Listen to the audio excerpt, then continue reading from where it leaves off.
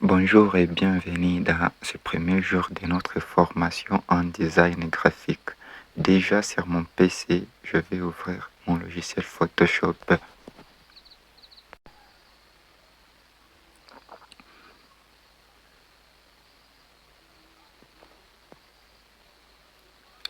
Et maintenant, nous sommes sur l'interface Photoshop. Ici, c'est sur la page d'accueil. Il y a des boutons créer et ouvrir. Créer pour créer un nouveau document et ouvrir pour ouvrir un fichier déjà enregistré. Et dans le cadre de ce cours, je vais cliquer sur créer. Et dans ces fenêtres, il y a des pages récemment créées, des pages déjà enregistrées et des pages web impression. C'est nous de savoir ce que nous allons créer. Et dans le cadre de ce cours, nous allons nous focaliser sur les impressions. Et dans les pages à imprimer, on a plusieurs formats. A4, A3, A5. Il y a plusieurs formats. Et ici, à droite, nous avons le titre. Vous pouvez renommer comme vous voulez. Par exemple, moi, je vais écrire, je mets seulement BG pour abréger, pour ne pas trop écrire. Je prends format 4. Il y a la longueur, la largeur. Ma page est en portrait. Résolution, je laisse à 300 pixels par pouce. Couleur d'impression, je laisse en RGB. Couleur de fond, je laisse en blanc. Et ici déjà, il y a ma page qui est créée. Et j'ai l'interface Photoshop. Vous allez voir des onglets ici dans la barre des tâches. Affichage, fenêtre, fichier, aide, filtre, image. Et ici à droite, vous avez la barre d'outils. Et l'ensemble de tous ces outils, c'est à utiliser dans Photoshop. Et vous allez découvrir les fonctionnalités de chaque outil au fur et à mesure dans cette formation. Et ici à droite, vous avez deux propriétés.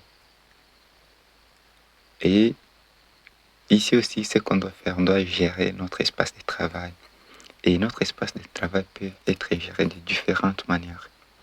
Et pour ce faire, on va entrer dans Fenêtre, Espace de travail. Ici, il y a plusieurs espaces de travail que Photoshop nous propose. Et nous allons choisir par exemple 3D. Vous voyez directement qu'en cliquant sur 3D, il y a des propriétés à droite qui ont changé. Espace de travail, je prends par exemple graphique web. Espace de travail, je prends peinture, c'est ce que nous allons utiliser. Et ici, pour ne pas avoir un espace qui est un peu complexe, nous allons essayer de supprimer certaines choses comme des couleurs, des navigations, toutes ces propriétés, on n'aura pas utilisé ça, comme des couches, des tracés, le calque on laisse.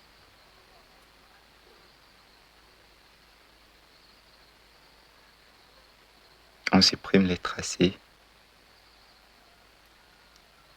Et ici déjà, on reste avec un espace qui n'est pas complexe. Pour le débutant, ça va nous s'arranger. Sans oublier que vous pouvez aussi trouver ce que nous avons supprimé de propriétés dans Fenêtre, par exemple les caractères, ou dans cette barre ici à droite. Et maintenant qu'on a déjà notre espace de travail, nous allons essayer de détorer une image. Et nous allons ouvrir notre fichier en cliquant sur ouvrir ou en allant dans fichier ouvrir. Nous allons sélectionner notre image et puis cliquer sur ouvrir. Ici, ce que nous allons faire, nous allons commencer à détourer notre image. Et pour bien voir notre image, nous allons zoomer par CTRL plus. Vous voyez déjà notre image qui est zoomée. Quand vous savez déjà détourer une image, c'est-à-dire que vous pouvez tout faire et bien le faire. Et nous allons utiliser notre petit lasso polygonal. Et pour détourer une image, on essaie de repérer un point. Ensuite, on continue à détourer selon la forme de notre image.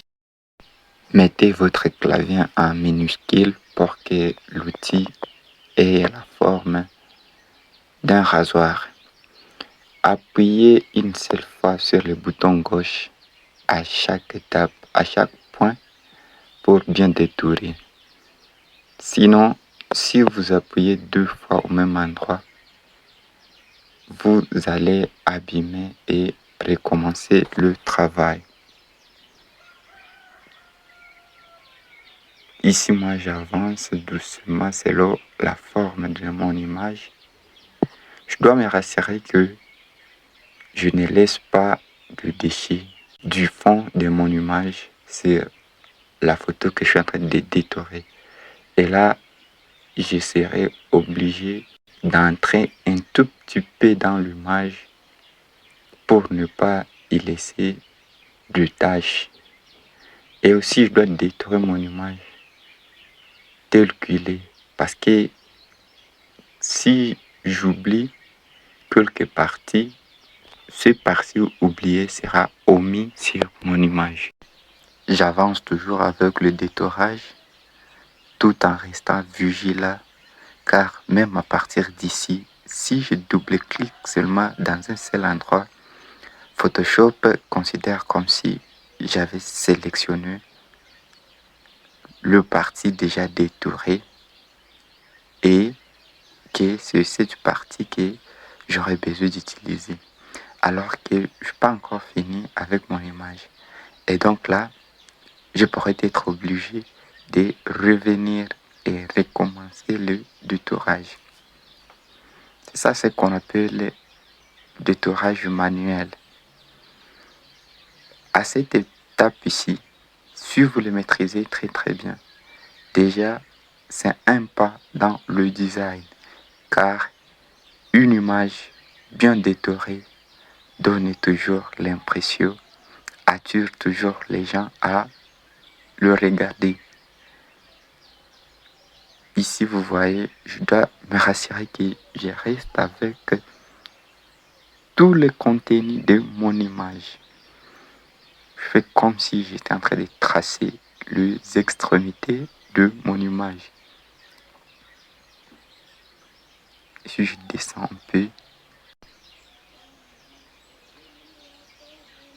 Alors ici, vu que c'est un espace qui est plan, je reviens, je prends des deux. Je clique et il y a mon image déjà sélectionnée. Alors ici, je vais le dupliquer avec CTRL-J.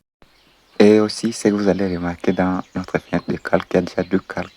Si je masque le calque en bas, j'ai déjà mon image qui n'est plus de fond. Je dézoome en faisant CTRL- ou CTRL-6. Et si je prends mon outil de sélection, vous voyez que je peux maintenant bouger mon image. Il n'est plus de fond. Et ça, c'est le premier étape de détourage. Ici, je vais vous montrer une deuxième étape. Vous voyez, avec l'outil lasso polygonal, comme je vous ai dit bien avant, si vous détourez, vous êtes en train de détourer votre image. Je zoome un peu pour voir. En train de détourer votre image et que par erreur, vous double-cliquez dans un seul endroit deux fois. Votre image sera sélectionnée, cette partie qui était déjà détourée. Vous voyez ici. Et ici, vous serez obligé de désélectionner par CTRL-D et recommencer le travail. Alors là, vous pouvez encore détourer avec l'outil Plume. C'est l'outil qui est au moins simple parce que ça vous arrange. Et vous allez toujours continuer à détourer comme on le faisait avec l'outil lasso polygonal. Sauf qu'ici, vous n'avez pas à cliquer deux fois pour perdre tout ce que vous avez déjà fait. Néanmoins, quand vous vous rendez compte que vous avez mal détouré quelque part, avec l'outil Plume, il suffit tout simplement de faire CTRL Z pour revenir à un point en arrière. Contrairement à l'outil lasso polygonal, car là, vous serez en train d'effacer avec backspace, la touche backspace pour revenir en arrière.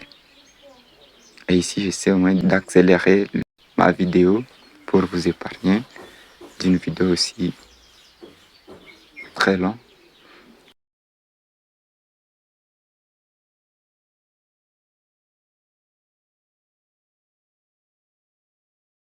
Arrivé ici, contrairement à l'outil lasso polygonal, vous allez sélectionner par CTRL Entrée. C'est le raccourci qu'on utilise pour sélectionner avec l'outil plume. Et une fois sélectionné, vous dupliquez seulement l'image par CTRL J et vous masquez les fonds ou l'image en dessous. Vous verrez déjà votre image qui est détourée. Et maintenant qu'on a vu comment détourer notre image, on va l'enregistrer car on aura à l'utiliser après. Fichier enregistré sous. J'ai choisi l'emplacement de mon image. Et je prends Learning. Ici, je vais choisir le format de l'image. Je vais prendre PNG.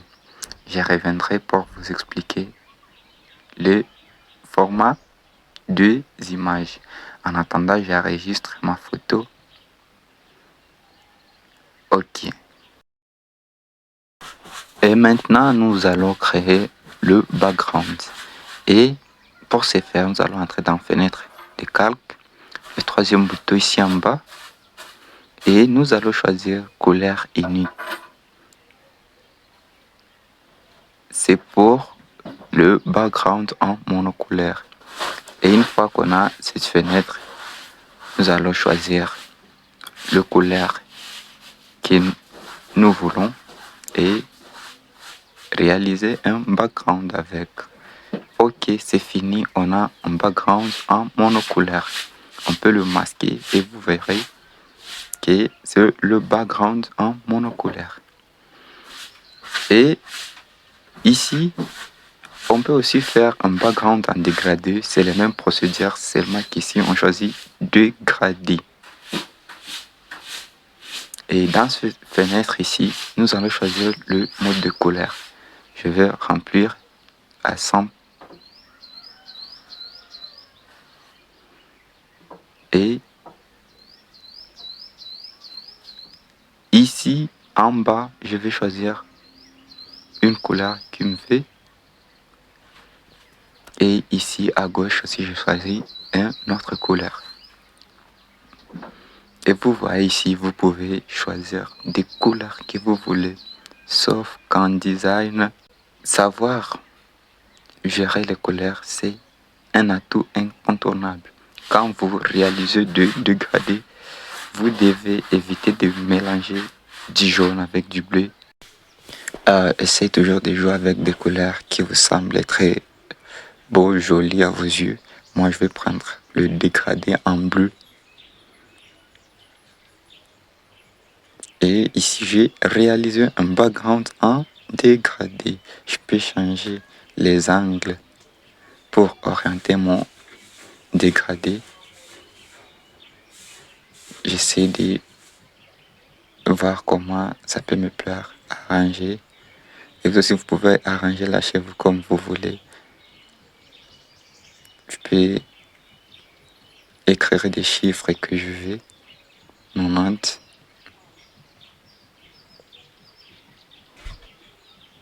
Et je peux inverser mon dégradé, tout comme je peux le laisser comme je l'ai créé. Ensuite, j'ai le résultat final.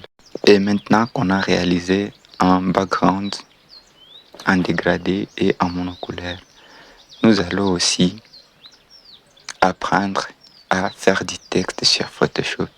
Et pour ce faire, on va prendre l'outil texte. Sur l'outil texte, on a le texte horizontal et texte vertical. Je prends le texte horizontal, je me pose sur ma page et j'écris par exemple Bonjour Paris. peux sélectionner mon texte et ici en haut, en dessous de barre des tâches, vous verrez, donc ici on a de police, vous pouvez changer la police de votre texte comme vous voulez et vous prenez n'importe quelle police. En deuxième rang, il y a le réglage de police. Vous pouvez, soit il y a des polices qui sont en grand. Après, il y a la taille de la police. Vous pouvez agrandir tout comme diminuer. Vous pouvez y écrire une taille que vous voulez. Tout comme vous pouvez aussi choisir des tailles proposées par Photoshop. Comme vous voulez. Après, toujours en sélectionnant le texte, vous pouvez choisir la couleur ici et vous pouvez lui donner des couleurs que vous voulez. C'est à vous de choisir selon le design que vous êtes en train de réaliser. Et moi ici, je reste avec du noir. Après la couleur, vous avez les transformations du texte. Ici, vous pouvez changer des arcs. Vous pliez le texte et vous le rendez en courbe. Vous pouvez déformer le texte de toute façon, de toute manière que vous voulez. Vous pouvez augmenter la taille bizarrement selon ce que vous voulez réaliser. Ici, vous avez du caractère que vous pouvez encore trouver sur cette barre. Je vais essayer de faire Bonjour Paris en 2 lignes pour vous montrer. Ici, vous pouvez gérer les interlignes. Vous pouvez agrandir les interlignes. Vous pouvez diminuer comme vous voulez. Ici, vous pouvez toujours augmenter la taille de la police comme ici en haut. Ici, vous pouvez augmenter la longueur comme vous pouvez le diminuer. Ici, vous pouvez augmenter la largeur comme vous pouvez aussi le diminuer. Et ici, vous pouvez changer encore de couleur comme là en haut. Vous voyez, ici, vous pouvez mettre en grand. Ici, vous pouvez mettre en italique, en majuscule. Ici, vous pouvez mettre en minuscule. Si seulement le texte est écrit en minuscule. Vous pouvez aussi mettre des exposants ici, au-dessus ou en dessous. Vous pouvez souligner ou hacher. Et maintenant que vous avez découvert comment gérer le texte horizontal, vous voyez ici j'ai Bonjour Paris qui est déjà en italique. Vous pouvez aussi utiliser le texte vertical. Quand on écrit Bonjour Paris verticalement, c'est déjà le texte vertical. J'essaie de diminuer la police. Je fais un trait pour les rendre en 2 lignes. Et même propriété avec le texte horizontal. Et après l'outil texte, toujours dans le cadre de ces cours, on va aussi découvrir l'outil forme. Et on a plusieurs formes, rectangles, polygonales, des traits, des tracés et des symboles. Et ici, vous allez le découvrir en vous exerçant. Comme ici, je prends l'outil forme rectangle. Je dessine ma forme. Il y a cette fenêtre qui vient de s'ouvrir des propriétés de forme. Ici, je peux changer de couleur comme je vais. Je peux prendre des dégradés et apporter des dégradés à ma forme. Je peux augmenter la taille du contour. Je peux changer de couleur de contour. Je peux le mettre aussi en dégradé. C'est là ce que je vais réaliser. Je peux changer le format de contour. Je peux le mettre en trait ou en tracé en ligne, un petit trait. Ici, je peux changer le coin de ma forme.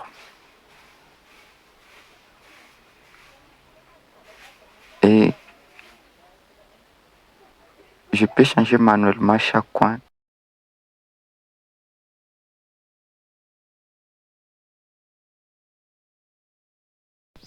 Ou soit je peux cocher et changer tous les 4 coins de ma forme au même moment.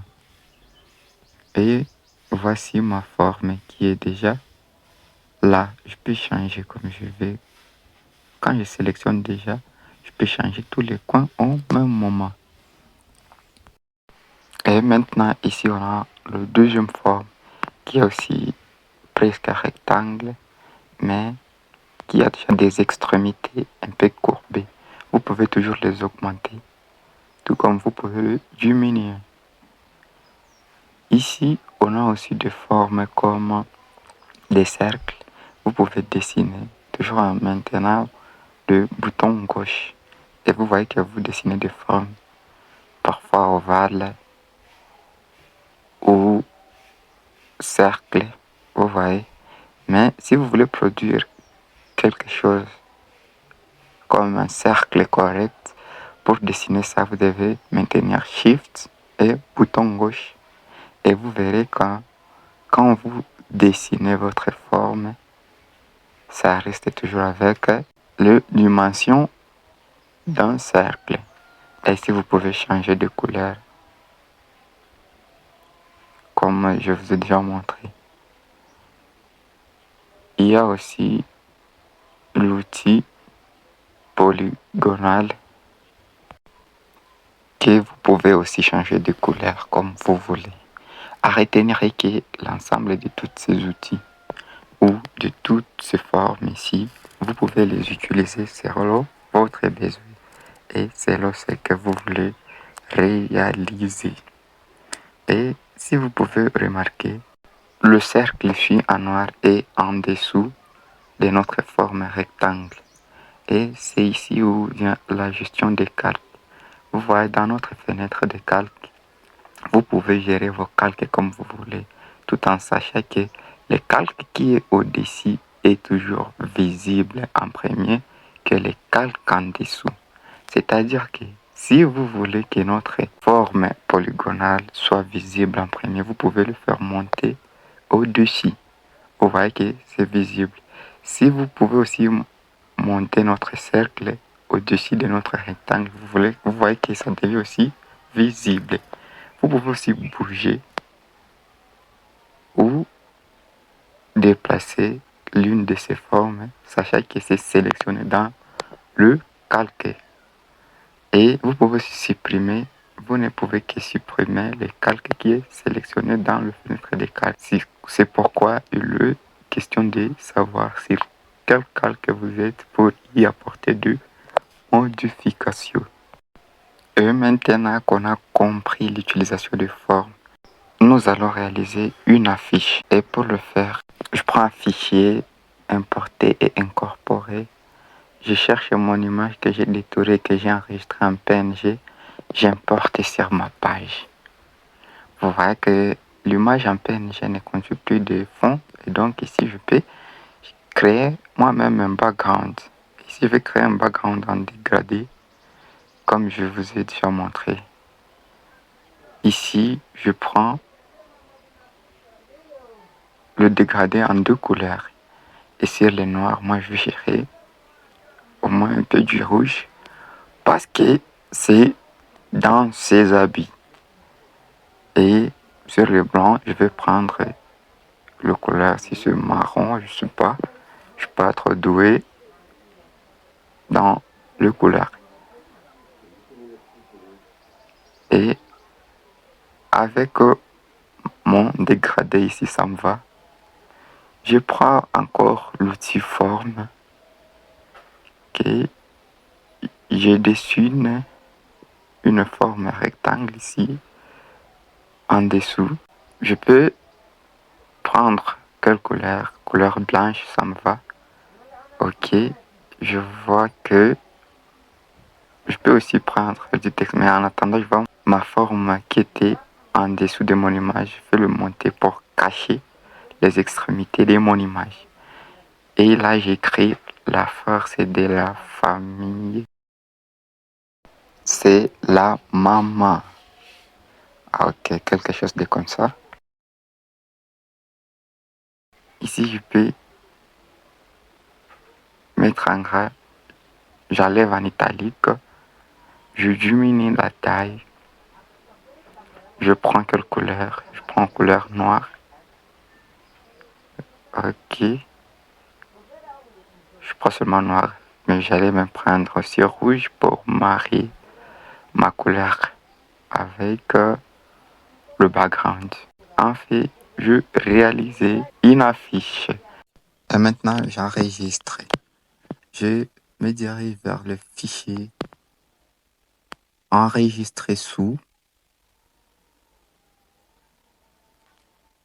J'ai choisi l'emplacement. J'ai choisi le format. Je prends PSD pour le projet ou TIFF. C'est-à-dire que ce projet, je peux encore le modifier s'il y a des corrections et mes clients peuvent apporter. Ensuite, je clique sur enregistrer. OK. Et là, j'ai enregistré le projet. Je peux encore enregistrer. Pour enregistrer maintenant l'image, que je vais prendre JPJ pour les images. Et j'enregistre. Voilà pour aujourd'hui ce qu'on a réalisé dans notre formation en Photoshop pour le premier jour. Merci, on se retrouve demain pour la suite de notre formation.